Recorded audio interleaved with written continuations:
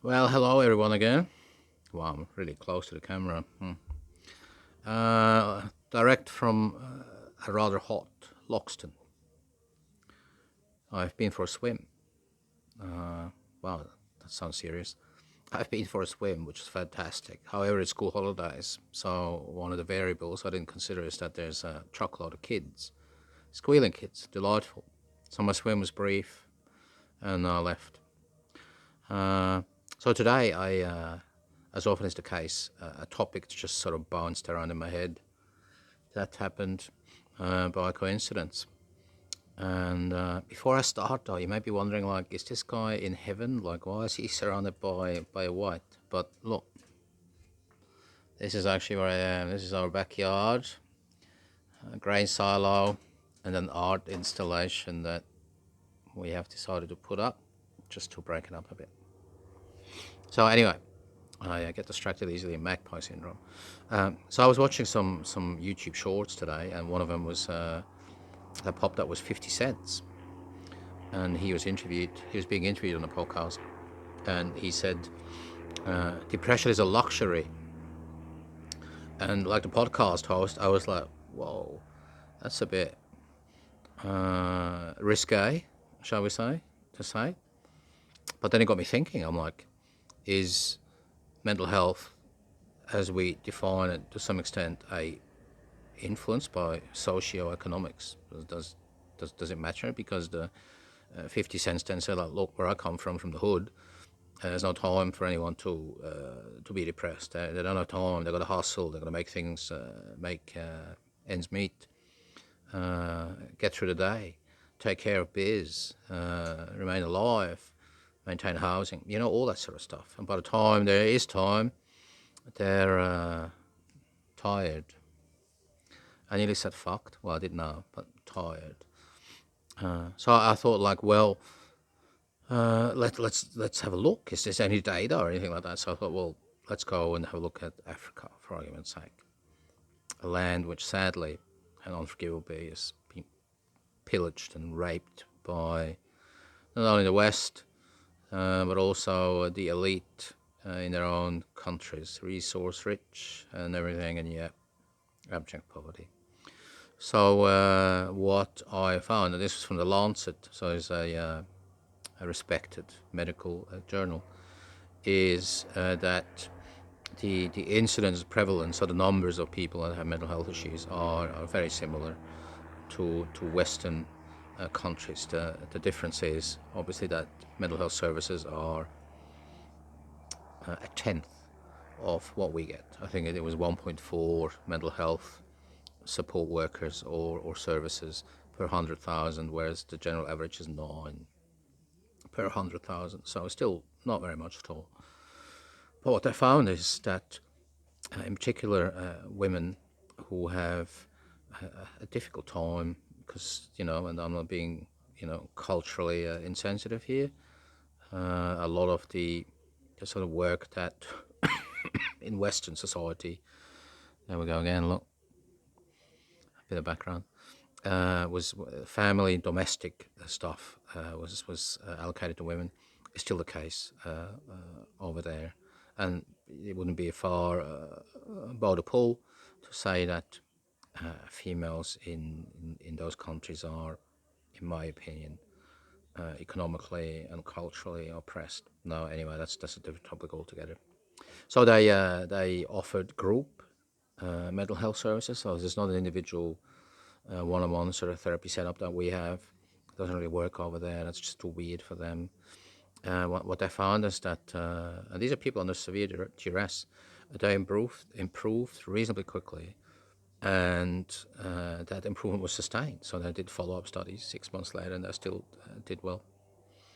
So I then thought, like, well, what's the main thing that makes a difference? Like, surely they wouldn't prescribe medication, because medication in itself doesn't offer a solution. It's part of a pathway, if appropriate, that will help people to, have more clarity, or their mood stabilizes, they sleep better, so they have a better ability to sort of chew on the real issues that they have, which is often trauma, unresolved issues, addiction, which also can be part of trauma and being the victim of a crime and all that sort of stuff. It can be chemical imbalance, but the vast majority of people, it's an organic thing that they've been through their life that has caused a malalignment of how we perceive ourselves and the world around us.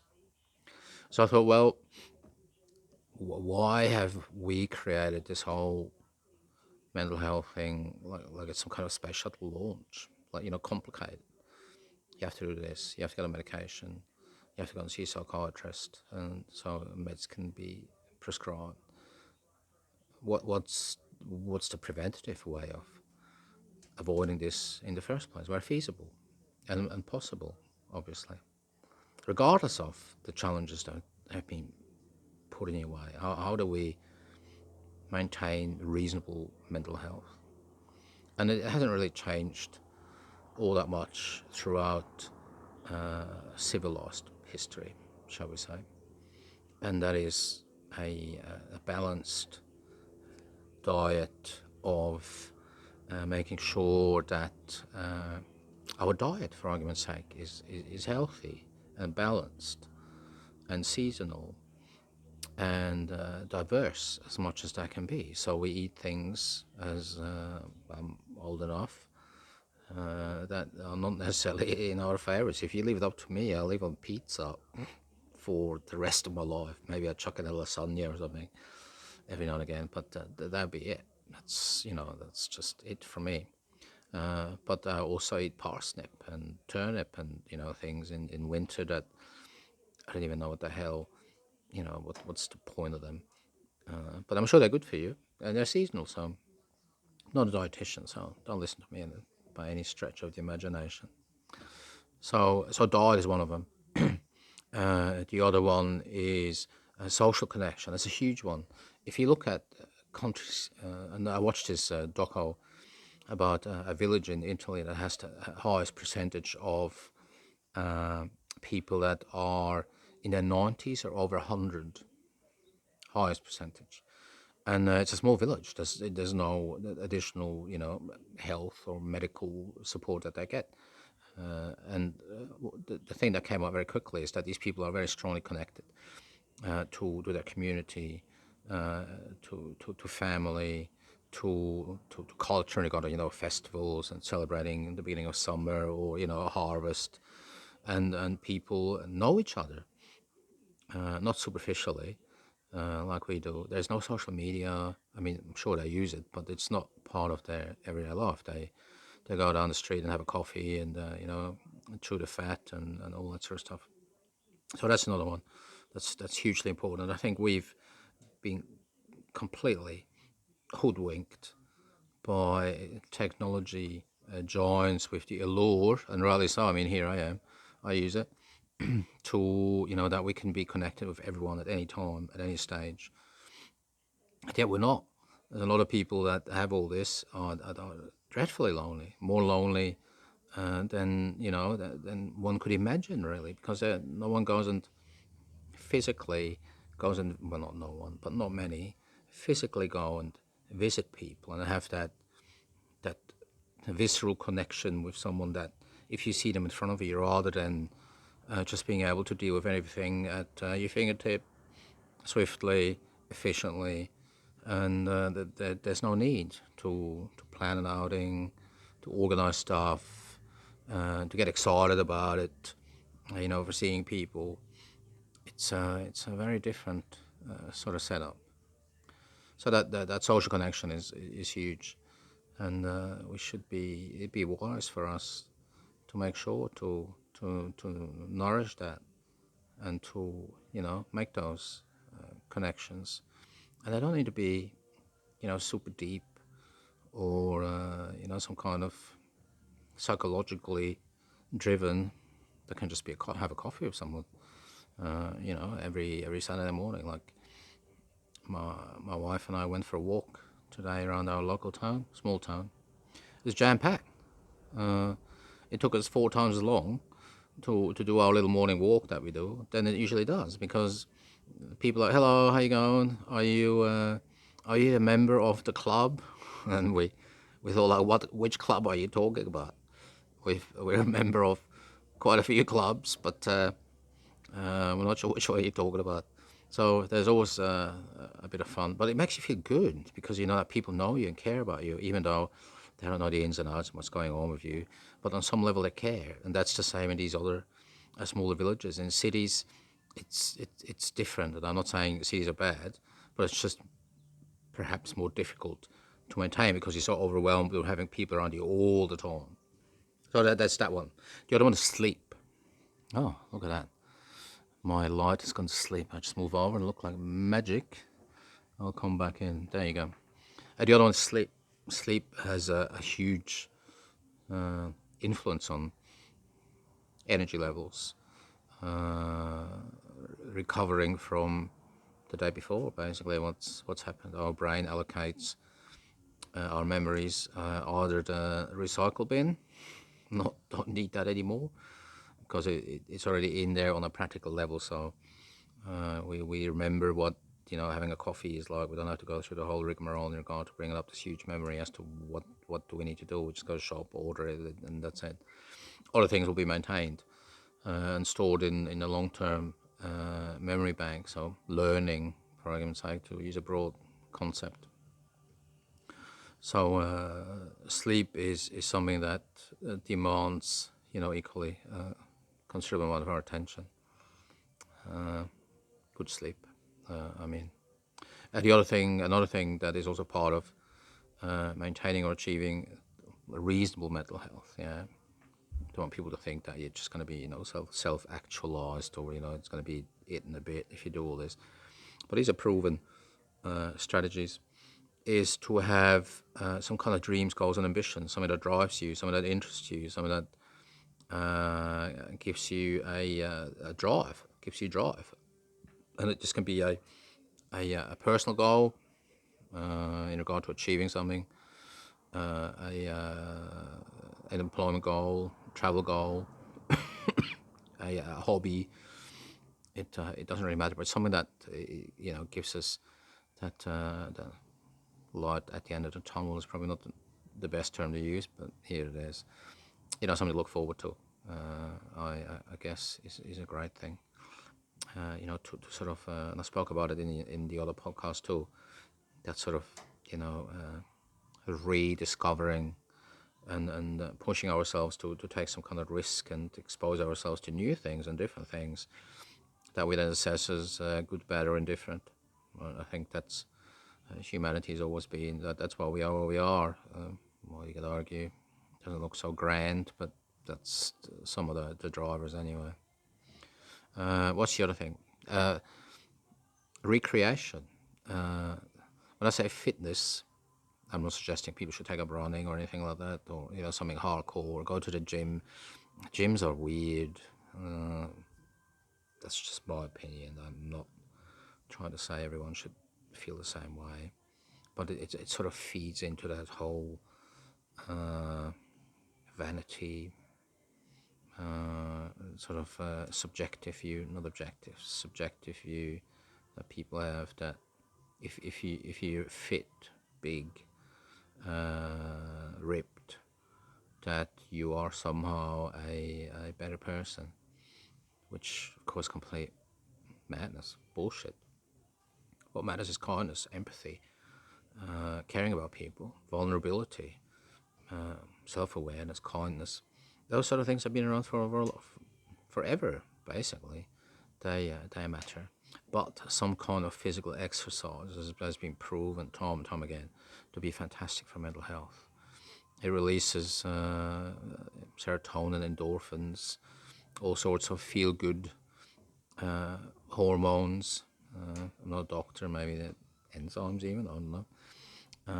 But it's a good thing. It helps us to also digest what's happened a little bit. If it's at the end of the day or beginning of the day, it helps us to prep or digest what's happened before. It's a great thing. I try to go for a walk every day. I went for a little swim today, And I've noticed that that's made a huge difference to me. So that's just 4 things really: a diet, social connection, fitness, having some kind of goals and objectives, and to be mindful. Yeah, be mindful of where we're at and what we're doing and how we're perceiving, and how the language that we use to describe our interpretation of our events.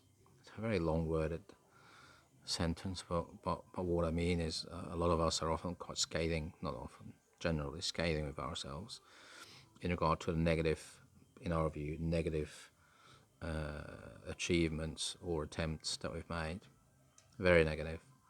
And the language that we use with ourselves is doesn't leave our minds much more than to say, like, you fucked up, no good, no good, failure, no good at all. And that's simply not the way it should be. We should be more pragmatic, balanced. So one doesn't necessarily have to be an optimist or a pessimist. You can be pragmatic and go, like, some days will be good, other days will not be so good. And this is the same thing, that sort of kind and gentle self-language, to go like, you know what, that wasn't my best effort. I had one the other day where I had to go like, that was not, you didn't do terribly well there, man. You really gotta sort of think about it a little bit as to why you ended up in that spot and why you responded in that way. But you can do better. And people fail or do their own thing. That's okay. And your mind will then be able to go like, okay, that seems reasonable and fair. It's not avoiding anything, but it's not pulling the trigger, so to speak, and putting yourself into the spot where it's just shit. So that balanced approach, that language has a huge role to play. But that's a different topic, language. So yeah, there you go. From 50 cents to Africa to mental health strategies that will give you a better chance to remain well and to approach your life every day with a reasonable amount of, and I say reasonable with intent. I'm not sure why people get up and smile and carry on and say like, woohoo, let's get through the day. I detest them. They irritate me. But we're just different people, I guess. I'm just much more like, right on, let me warm up a bit, and then I'll give it a fair crack as well. But I don't have that inner sunshine at 7 a.m. Not my thing. So yeah, take care of yourselves. The things that will be a benefit to us have been around for a long time. Humanity has been around for a long time, and then these things have worked. So don't become too bamboozled by the shiny lights of just drink green tea and whatever. I'm not saying green tea is bad. It's good. It just tastes like shit, but I'm sure it's good for you. Or anything else, eat goat cheese 3 times a week and you'll be fine. It's just, it's a mug's game if you look for easy fixes. A good fix is always something that demands that you go like, okay, I need to make some changes, some not taking anything or buying anything, whatever. I need to make changes in my behavior and the way that I look at the world. So yeah. Anyway, thanks for all the likes, for all the love. I appreciate it. It's great. I'm really enjoying it, and yeah, enjoy the rest of your weekend, and be kind to yourselves. All right. See you next time. Bye.